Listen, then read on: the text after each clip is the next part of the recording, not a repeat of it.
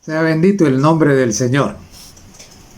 Precisamente en esta oportunidad estaremos estudiando un tema que está relacionado con el nombre de Dios. A veces tenemos ideas un poco cortas, diría yo, o estrechas del alcance que tiene el significado del nombre y las implicaciones que hay alrededor de dar gloria al nombre del Señor o de profanar su nombre. Estudiaremos pues hoy Profanaron mi santo nombre. Invitemos al Espíritu Santo para que bendiga nuestro estudio en esta oportunidad. Amado Padre que estás en el cielo, queremos honrar y dar gloria a tu nombre siempre y en todo lugar. Concédenos la gracia de tu Santo Espíritu al tener este estudio hoy. Y Dios, que nos quede claro que precisamente parte de nuestra misión es evitar que tu nombre sea profanado. En el nombre de Jesús lo suplicamos. Amén. La historia de Israel precisamente contiene lecciones que son para nosotros. Y claro, han sido para la humanidad a través de toda la historia, ¿no? Y nuestro estudio hoy tendremos en el capítulo 36 de Ezequiel. Confesarles de que el estudio de hoy obedece a la petición de una hermana muy querida, muy apreciada, que me sugirió que sería interesante presentar un tema basado en este capítulo. Así que con la ayuda del Señor estudiaremos pues Profanaron mi santo nombre. El capítulo es Ezequiel, el capítulo 36. Y comenzamos nuestro estudio en los versos 16 y 17. Dice así la palabra de Dios. Vino a mí palabra de Jehová diciendo: Hijo de hombre, mientras la casa de Israel moraba en su tierra, la contaminó con sus caminos y con sus obras. Como inmundicia de menstruosa fue su camino delante de mí. ¿Qué es lo que significa el camino? El camino lo que significa o lo que representa es la manera de vivir. Es el estilo de vida. Es decir, lo que el camino de Dios es lo que deberían de ser los santos. La manera en que los santos deberían de vivir. Sin embargo, el pueblo de Dios en este tiempo, simple y sencillamente, vivían de una manera que para Dios era una manera sucia y repugnante. Y por eso es que lo compara, dice, con inmundicia de menstruosa. Y en el verso 18 dice: y derramé mi ira sobre ellos, por la sangre que derramaron sobre la tierra, porque con sus ídolos la contaminaron. Claro, jamás fue la voluntad de Dios de que se ofreciesen sacrificios humanos. Tampoco fue la voluntad de Dios que se cometiesen homicidios, crímenes de esa naturaleza. Sin embargo, la idolatría que ellos habían, a la que ellos se habían acostumbrado, que ellos habían aceptado, dándole espalda al Dios verdadero, los llevó a cometer asesinatos, aún de sus propios hijos, al hacerlos pasar por el fuego como ofrendas quemadas. Y debemos tener cuidado porque no vaya a ser de que en la actualidad nosotros también estemos ofreciendo a nuestros hijos en el altar de la codicia o de la satisfacción egoísta, egocéntrica, al abandonarlos para obtener nuestros propios logros, ¿no? Sin pensar en su futuro, sin pensar en su formación, sin pensar en que nadie puede sustituirnos como maestros de los valores eternos en la familia. Entonces, claro, El abandonar el camino que Dios ha establecido es tomar un camino abominable delante de Dios y que lleva a estos extremos horribles como la muerte, el derramamiento de sangre de una o de otra manera. Y dice en el verso 19: les esparcí por las naciones y fueron dispersados por las tierras conforme a sus caminos y conforme a sus obras. Es decir, el pueblo de Dios, el que debería de mostrar al Dios verdadero, que debería atraer a las demás naciones para que miraran su prosperidad, su bondad y su santidad, simple y sencillamente estaba mostrando totalmente lo contrario. Y siendo de que habían abandonado a Dios, Dios tuvo que abandonarlos también, porque ellos lo rechazaron. Y como resultado, fueron esparcidos entre las naciones paganas. Y como dice el verso, conforme a sus obras les juzgué. La cautividad, el exilio, la esclavitud en las naciones extrañas fueron el resultado de sus propias obras. Estaban cosechando lo que habían sembrado.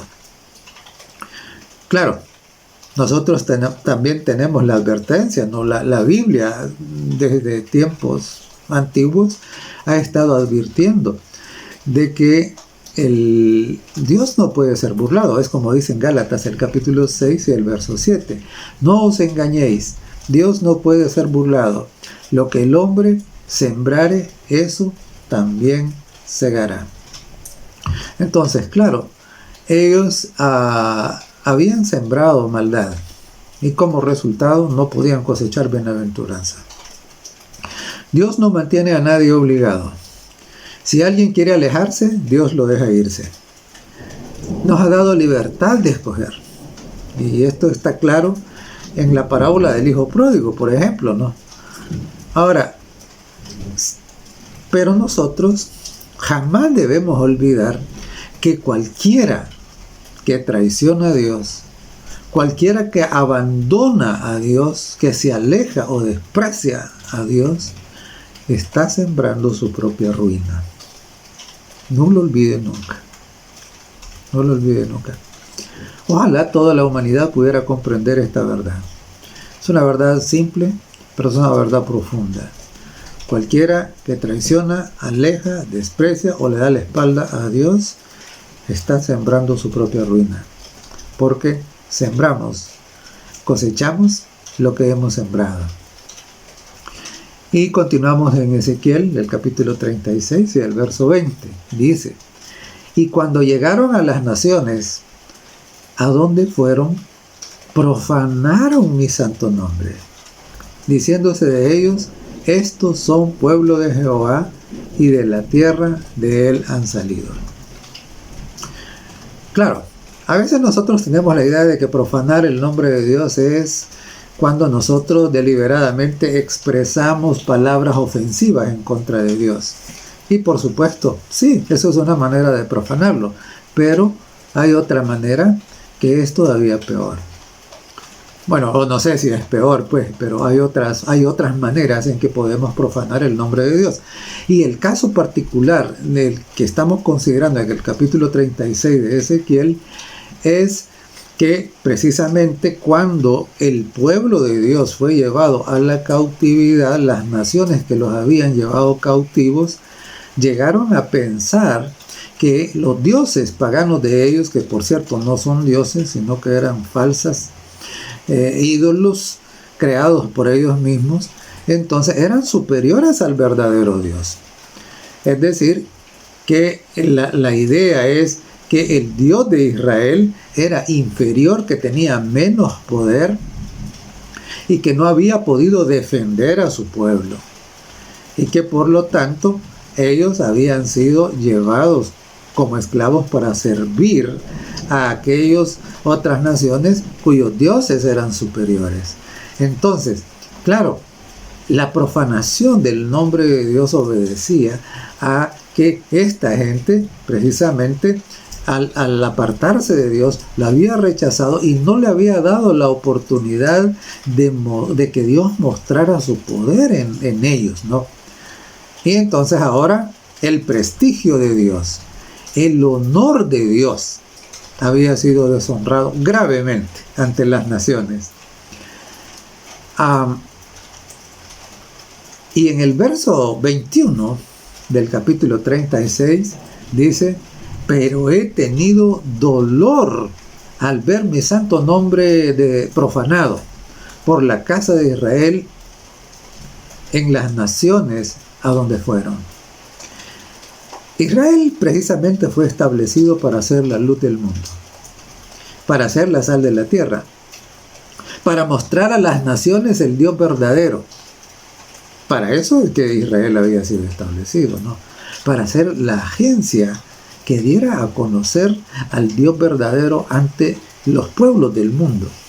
Sin embargo, aquí encontramos que en este momento de la historia, cuando Ezequiel está recibiendo esta profecía, entonces el pueblo se había prestado. ¿Para qué? Para que los paganos se burlaran de Dios.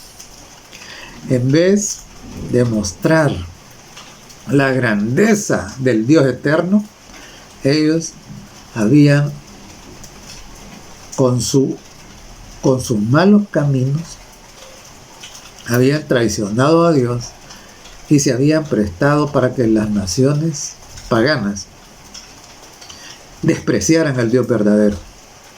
En vez de sentirse atraídos por este Dios maravilloso, simple y sencillamente se burlaban, creyendo que era un Dios más débil que sus propios ídolos paganos. Y por eso el Señor dice: he tenido dolor al ver mi santo nombre profanado. Y dice en el verso siguiente, en el verso 22: por tanto, di a la casa de Israel: así ha dicho Jehová el Señor, no lo hago por vosotros, oh casa de Israel, sino por causa de mi santo nombre, el cual profanasteis vosotros entre las naciones a donde habéis llegado. Es decir, en este punto encontramos que Dios está a punto de hacer algo, de resolver esa situación. Pero Dios le aclara al pueblo: no es que ustedes merezcan que yo intervenga. Ustedes no. Sin embargo, dice, no lo hago por ustedes, lo hago para reivindicar mi honor. Lo que voy a hacer, lo voy a hacer ¿para qué? Lo haré, dice, por causa de mi santo nombre. ¿Sí? Y claro, todo verdadero hijo de Dios debería ser celoso del honor de su Dios, de su Padre. Y aquí Dios está diciéndoles: no crean de que porque ustedes son buenos o porque tengan un privilegio especial. No, dice, no es por eso. Lo que voy a hacer, lo voy a hacer para demostrarle al mundo que lo que ustedes les han hecho creer no es así, sino para reivindicar mi honor, para que conozcan cómo soy en realidad. Y claro, esa es la misión. Esa es la misión del pueblo de Dios, tanto en el tiempo de Israel como ahora en el tiempo en que la iglesia cristiana ha sustituido al pueblo de Israel, es decir, se ha convertido en el Israel espiritual.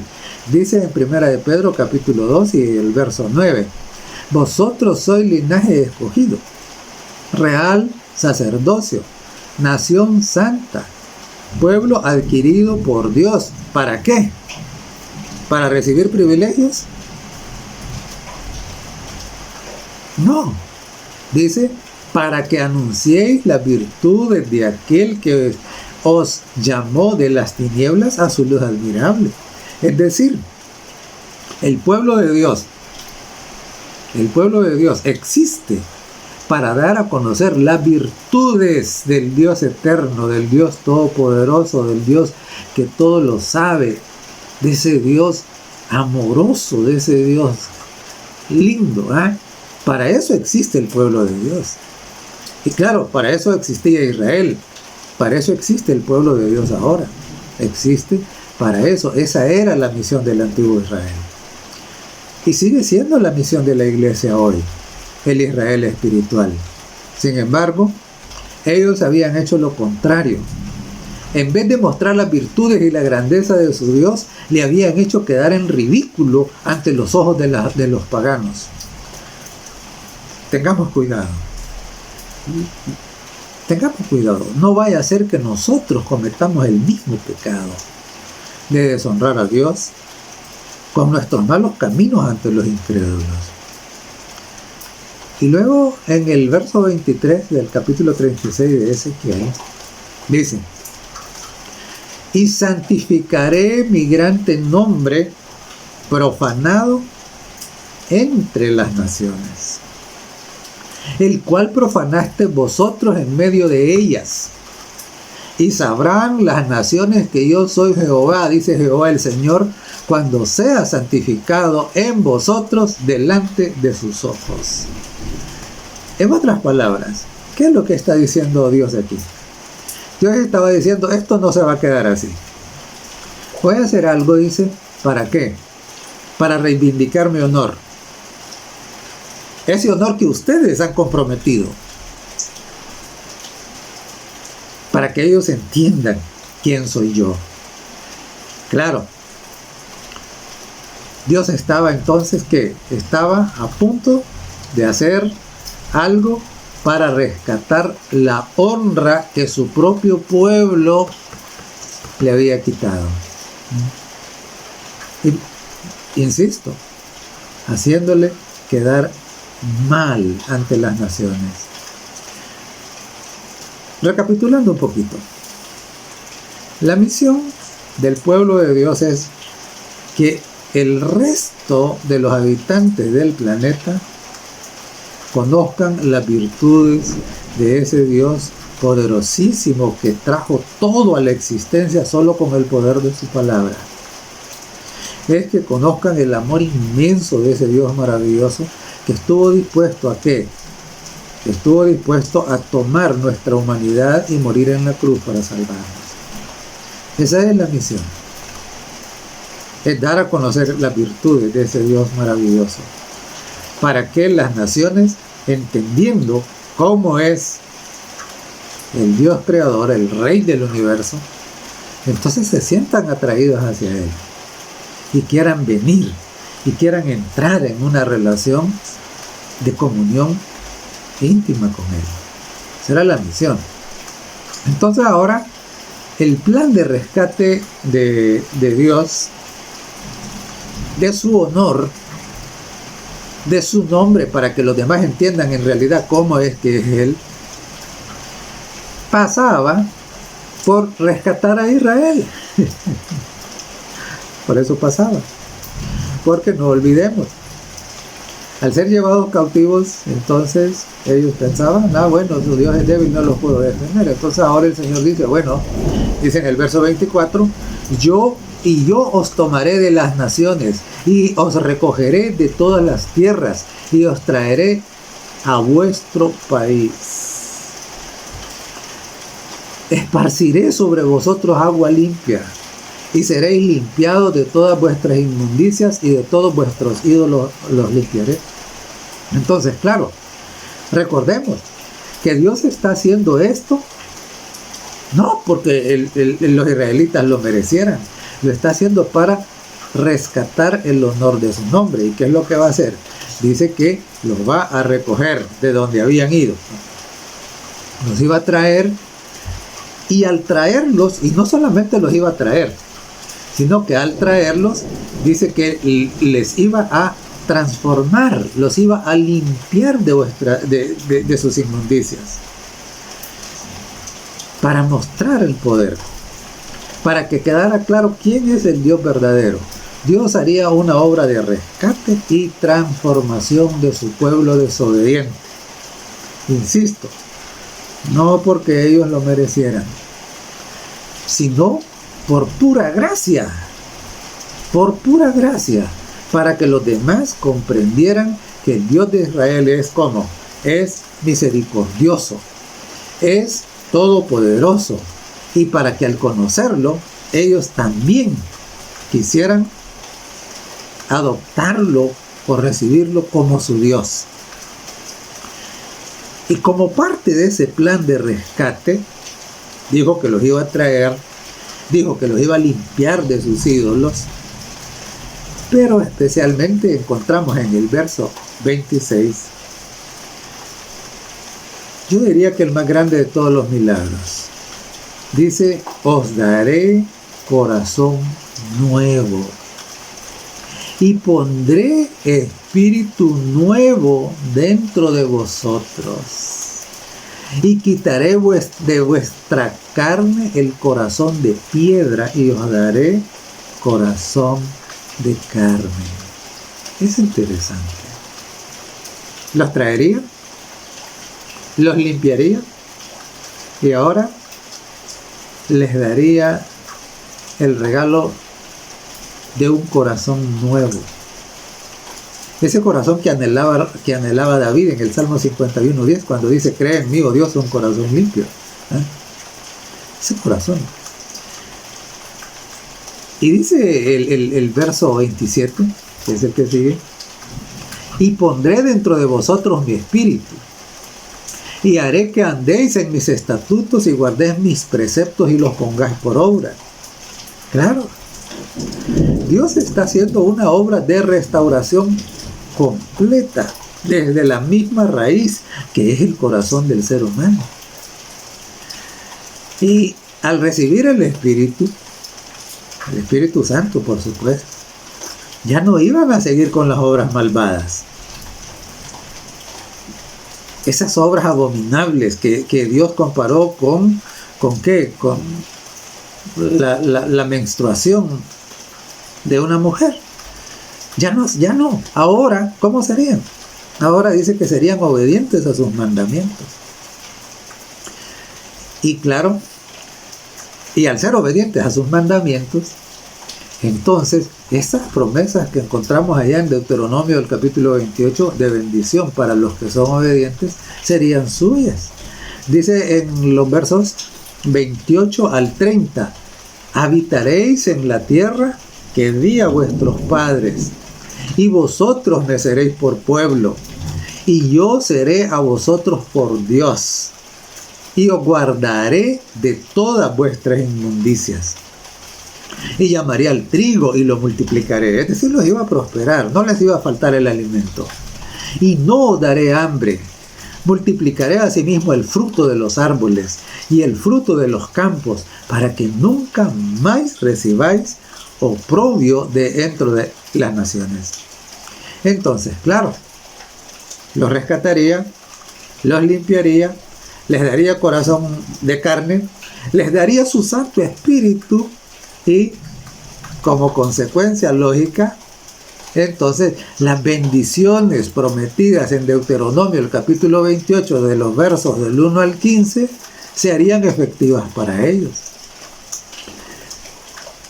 Y me encanta lo que dice en el verso 31. Dice en el verso 31, estamos en el capítulo 36 de Ezequiel, y os acordaréis, dice, de vuestros malos caminos y de vuestras obras que no fueron buenas, y os avergonzaréis de vosotros mismos por vuestras iniquidades y por vuestras abominaciones. Claro, cuando una persona nace de nuevo, cuando recibe el Espíritu Santo, cuando en su corazón se graba ese anhelo de santidad, los santos mandamientos se convierten en su código de conducta. Y cuando esta persona compara ahora sus caminos con los caminos malvados en los cuales anduvo antes, ciertamente se siente vergüenza. Y claro, yo puedo testificarlo, ¿no? Cuando recuerdo mis caminos de inconverso, mis caminos de infiel, quisiera volver atrás y repetir mi vida para que eso jamás volviera a ocurrir. Me da vergüenza. Y eso mismo pasa con cualquiera que entre en los caminos del Señor. Y eso es lo que Dios dijo que iba a pasar con ellos. Ahora, después de haberlos rescatado, después de haberlos limpiado, después de haberles dado nuevo corazón, después de haberles dado su Santo Espíritu, después de haberles garantizado las bendiciones por causa de su fidelidad, entonces, ahora, dice, van a sentir vergüenza de sus malos caminos, de sus malas obras. Claro. Y dice en los versos 32 hasta el 38, no piensen que lo hago porque ustedes lo merecen. Dice, no lo hago por vosotros, dice Jehová el Señor. Sabedlo bien, avergonzaos y cubríos de confusión por vuestras iniquidades, casa de Israel. Así ha dicho Jehová el Señor, el día que os limpie de todas vuestras iniquidades, haré también que sean habitadas las ciudades, y las ruinas serán reedificadas. Y la tierra asolada, es decir, la tierra desierta, será labrada, en lugar de haber permanecido asolada a ojos de todos los que pasaron. Y dirán, esta tierra que era asolada ha venido a ser como huerto del Edén. Claro, esa es la transformación, ¿no? Alejados de Dios y andando en nuestros propios caminos perversos, pervertidos, somos así. Somos como una tierra asolada, somos como un desierto, que nadie da nada por nosotros, ¿ya? Pero cuando el Espíritu Santo viene, cuando la lluvia temprana moja el campo de nuestro corazón, entonces dice que la tierra desierta, estéril y asolada viene a ser como huerto del Edén. Y estas ciudades, dice, que eran desiertas y asoladas y arruinadas, están fortificadas y habitadas. Y las naciones, dice, que queden en vuestros alrededores, sabrán que yo reedifiqué lo que estaba derribado y planté lo que estaba desolado. Es decir, todo este proyecto divino era precisamente para que las naciones corrigieran la idea que tenían del Dios de Israel. Claro, que se les quitara de la mente la idea de que sus ídolos, que sus dioses falsos, eran superiores a él, sino que entendieran que este Dios, el Dios de Israel, es el Dios de dioses, el único y verdadero Dios. Lo que pasa es que su pueblo se había prestado para deshonrar, desacreditar su honor, su nombre, su carácter delante de las naciones.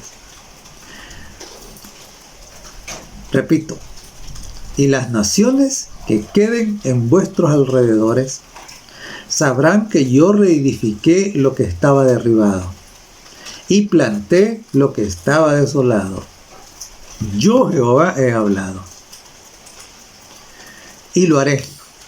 Así ha dicho Jehová el Señor, aún seré solicitado por la casa de Israel para hacerles esto. Multiplicaré los hombres como se multiplican los rebaños, como las ovejas consagradas, como las ovejas de Jerusalén, en sus fiestas solemnes. Así las ciudades desiertas serán llenas de rebaños de hombres, y sabrán que yo soy el Eterno, que yo soy Jehová, que yo soy el único y verdadero Dios. Dios estaba entonces, ¿qué? Dios estaba reivindicando su honor. Todo este plan de rescate no era porque Israel lo mereciera. Era para que las naciones vecinas, era para que en las naciones actuales, era para que nosotros mismos entendamos que el Dios de Israel es el único y verdadero Dios. Ahora, ¿y esto qué tiene que ver con nosotros? Tiene que ver y mucho. ¿Por qué? Porque aquel Israel ya no es pueblo de Dios. Ahora, el pueblo de Dios es el Israel espiritual, la iglesia.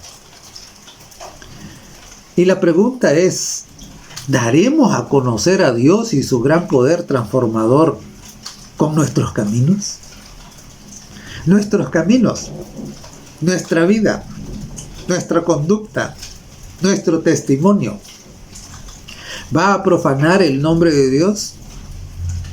¿O va a anunciar las virtudes del que nos llamó de las tinieblas a la luz admirable?